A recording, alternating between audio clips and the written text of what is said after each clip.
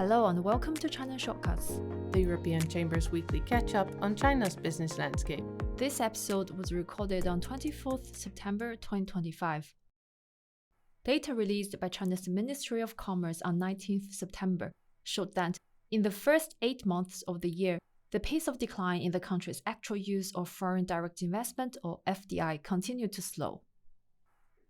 In the January-August period, China's utilized FDI totaled 507 billion yuan, down 12.7% year-on-year.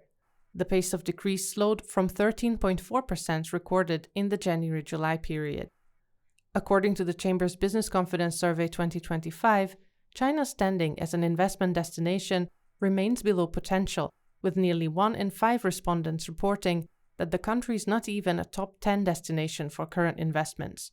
The proportion of Chamber members that have already moved current investments from the country rose to 17%, while those planning to shift future investments increased to 16%.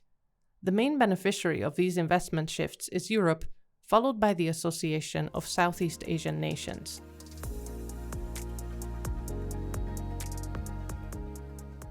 At a press conference held on 17th September, Zhang Yuzhuo, chairman of the State-Owned Assets Supervision and Administration Commission, said that centrally administered state-owned enterprises, or SOEs, increased their total profits by nearly 37% during the 14th five-year plan period. Specifically, total profits of centrally administered SOEs have increased from 1.9 trillion yuan to 2.6 trillion yuan in the 5 years between 2021 and 2025. This represents an annual growth of 8.3%.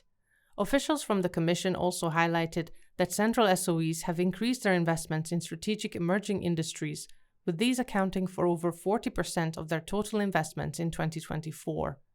Operating revenues from strategic emerging sectors exceeded 11 trillion yuan last year, contributing nearly 30% of the total. It was also highlighted that during the 15th five-year plan period, further efforts will be made to advance the role of central SOEs as, quote, major drivers of technological innovation, end quote.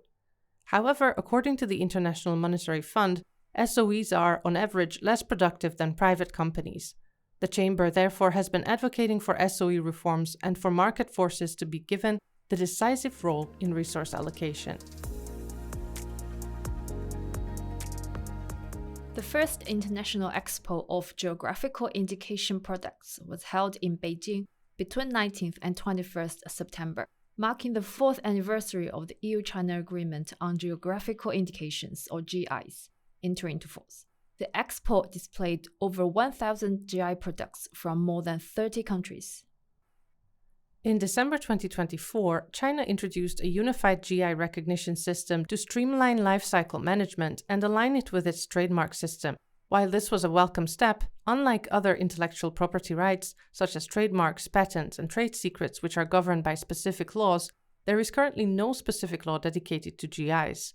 Measures aimed at protecting GIs currently in force still lack a provision for rights enforcement and make it difficult for GI product owners to protect their rights through administrative actions. The Chamber is therefore calling for dedicated GI legislation to be introduced with provisions on enforcement. A GI law could potentially mirror provisions from the trademark law, including the delegation of power to local offices of China's market regulator to confiscate and destroy infringing products, impose sanctions, and classify serious infringements as criminal offenses. On 22nd September, a European Chamber delegation led by President Jan-Aug and composed of vice presidents, board members, and senior working group representatives traveled to Brussels for the Chamber's second tour of the European Union capital this year.